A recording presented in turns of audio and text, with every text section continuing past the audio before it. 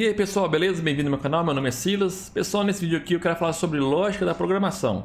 Se você é novo na programação, né, assim como eu tive que começar igual todo mundo, fica nesse vídeo aqui que eu vou te ensinar de uma forma muito prática o que é a lógica da programação, beleza? Então, bora pro vídeo. Então, antes de mais nada, peço para você curtir esse vídeo. Tem aqui abaixo alguns links de outros vídeos que eu já fiz, já explicando como criar um site, uma landing page. Eu fiz um cursinho bem basiquinho para você poder começar a fazer um sitezinho, talvez até conseguir vender site para o pessoal da sua região aí, beleza? Então, bora pro vídeo. Então, pessoal, bora lá. Seguinte, lógica da programação, né, tem esse nome, né, lógica da programação, e quando a gente pensa em programação, a gente acha que é só você sair escrevendo códigos aí e beleza, só que não é tão simples assim, né? Quando eu comecei a estudar programação, primeira matéria, né, que a gente entra, a gente é introduzido a isso. E por que isso é importante? Às vezes você, assim como eu, né, no comecinho eu vi essa matéria, eu queria passar logo ela para poder já chegar na parte de começar a construir algumas aplicações. E nessa minha sanha de querer logo construir, eu não consegui dar tanta atenção para essa parte. Vem comigo nesse vídeo aqui que eu vou explicar para você rapidinho, né, um vídeo aqui muito curto, para você entender, para você que está começando, às vezes é para você que já está há um tempo aí, dá uma relembrada. Então bora aqui para minha tela aqui. Pessoal, estou aqui na tela, escrevi uns códigos aqui bem simples, mas vou explicar para vocês. Na programação, em muitas linguagens, por exemplo, eu sou programador e eu programo em JavaScript. Já quando eu comecei a programar com C, depois C++, depois C Sharp. Fiquei um tempo e depois eu migrei para JavaScript, né? Já estou nessa linguagem há mais de um ano. Eu gostei muito dela. E bora lá. Aqui, para a gente entender, né, quando a gente está construindo os códigos, nós vamos... Então, antes de a gente começar aqui, só um adendo, né? Para você entender, a máquina, né, o computador, quando ele faz a leitura aqui das linhas, linha a linha, ele não vai saber o que é João, o que é 25, o que é 1.35. Ele não vai saber isso. O computador, ele vai pegar os códigos, que cada uma desses caracteres é um código, certo? É um código. Então a gente vai armazenar esse código aqui, ó, esse tanto de caractere dentro de uma variável, do tipo let, e vamos dar o nome dessa variável de nome. Ou seja, toda vez que eu mostrar essa variável nome para o código, na hora de buildar, ela vai retornar esse valor para mim. E dentro disso, a gente pode ver aqui, ó, que existe variáveis do tipo string, variáveis do tipo número inteiro, variáveis número decimal e booleanos, né? E é o verdadeiro ou falso. Aqui, quando às vezes você precisa trabalhar com valores, aí valores quebrados, né? Vamos aqui, ó, vamos abrir esse código aqui para você ver.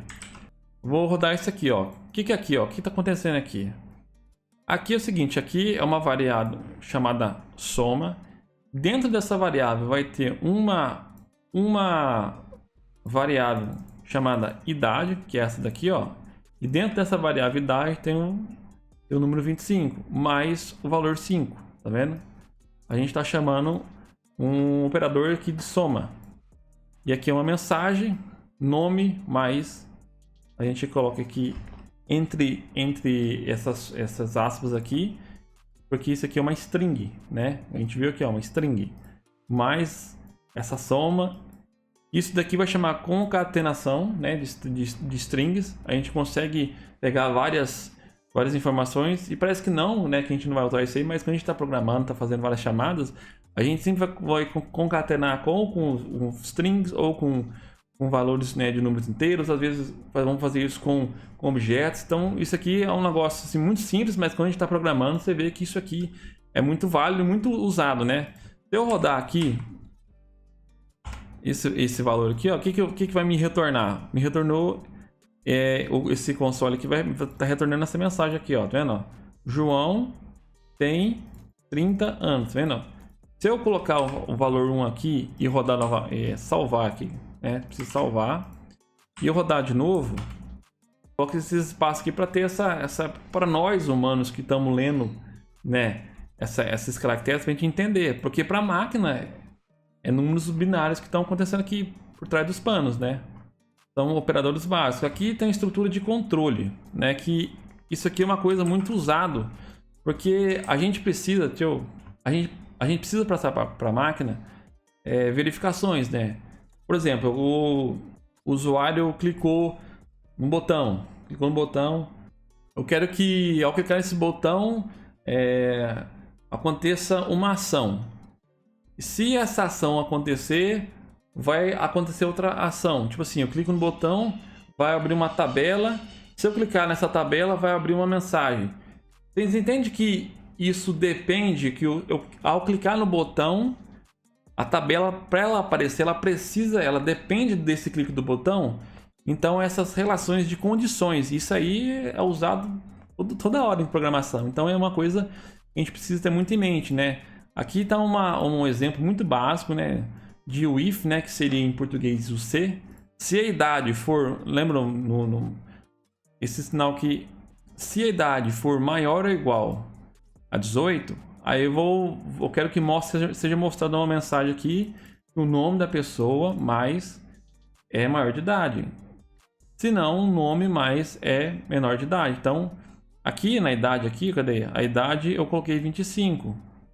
E se eu rodar aqui o código, vai falar que o João é maior de idade. Mas se eu vier aqui e colocar que o João tem 16 anos e rodar o código de novo, vai falar que o João é menor de idade, porque ele verificou aqui, tá vendo? Ele faz essa verificação. Então isso aqui é uma condição, certo? Mas agora imagina em códigos mais complexos. Outra coisa, pessoal. Outra coisa muito útil na programação os loops, né? Porque, por exemplo, você não quer que toda hora você clique em alguma coisa para poder acontecer outra coisa. Essa lógica chamada for, né? Tem o for each, tem o map, tem outras modalidades, mas essas modalidades, esses loops servem para quê? Para que o código, né, que a build fique ali em estado de loop, tentando, e quando alguma variável, alguma coisa que você colocou muda de valor, aí ela verifica, mudou de valor, o valor é o que eu preciso, é o sinal verde para poder fazer tal coisa. Então é isso. Nesse exemplo aqui, ó, tem um número aqui de 1 a 5, né? Eu estou passando aqui para uma variável i um valor de 1. E eu quero que nesse for seja repetido, esse i tem que ser repetido até o 1 até o 1 ser menor que 5.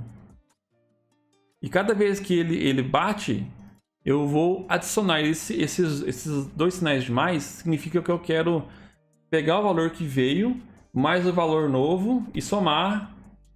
E depois, quando vier, eu vou pegar o valor atual, mais o valor novo e somar. Então, essa é a função do loop. Se eu rodar aqui, tá vendo? 1, 2, 3, 4, 5. Ó. Ele rodou. Então, se eu mudar a lógica aqui e colocar maior igual, em vez de ser menor, eu quero que ele seja maior do que igual a 1. Então, automaticamente, toda vez que o for bater aqui e verificar que esse valor é maior do que 1, ele vai pegar esse valor, somar com o valor que 1 mais 1 igual a 2. Então, o valor do i vai ser 2. Aí o i vai vir aqui e vai batendo novamente. Vou rodar para vocês verem aqui. Tá vendo? O negócio é infinito. Vai rodando aqui porque o loop está acontecendo. Então isso é uma coisa que você tem que tomar cuidado quando você está buildando, fazer algum código, para você dar alguns parâmetros para que o loop ele seja interrompido ou ele só aconteça quando a tal variável for chamada ou ela estiver disponível. Então nessa lógica que eu falei com vocês, depois do loop a gente tem uma outra chamada while. É que ele vai testar enquanto o valor, que no caso aqui, enquanto o contador for menor que 5, ele vai fazer o contador mais. E é praticamente a mesma coisa do for, só que a diferença é que ele tem esse while é como se tivesse um break dentro do for. O for ele vai fazer, ele vai repetir respeitando essa operação. O while ele vai repetir enquanto o valor for igual a esse aqui, ou enquanto tal variável estiver aqui dentro, entendeu? Então essa é a diferença do entendimento entre o for e o while. Dentro da função, né, o próprio nome dela dar esse nome para ela, porque para uma função eu posso passar para ela parâmetros. Então a função, por exemplo, essa função saudação, ela está esperando um parâmetro, né, no caso aqui chamado nome, certo? Mas eu poderia colocar um outro parâmetro para ela e ela vai retornar essa chamada aqui. Mas nada me impede que dentro da função, por exemplo, dentro da função saudação, eu faço que o i é igual a 1, vamos lá, i maior, menor ou igual, um pouquinho idade, e mais. Tá vendo aqui, ó? Eu adicionei dentro da função, eu posso colocar outras ações dentro da função para que essa função, quando for chamada, ela execute tudo que está ali dentro e me retorne. Um console.log aqui, para a gente verificar esse i aqui. Salvei. Vamos aqui tirar isso daqui e vamos dar aqui um console, vamos dar um run aqui para a gente rodar o código. Mas ó, para vocês verem aqui, ó, então let saudação, né? Essa saudação, ela vai receber essa função, tá vendo? Quando eu passo a função para uma variável, no caso, eu não preciso passar a chamada função antes aqui, né? Porque internamente, quando eu chamo ela já o código já entende que o tipo dessa vamos chamar aqui variável, é do tipo função. Então a gente passa essa função para essa variável. E quando eu chamar essa variável, tá vendo? Ele rodou aqui, ó. Porque a idade aqui é 16 anos, então ele rodou até o 16 e depois executou o João. Agora, ó, para vocês entenderem um negócio aqui, ó. Se eu inverter e pôr a função aqui abaixo, eu vou apagar aqui e vou chamar novamente. Não mudou nada, tá vendo?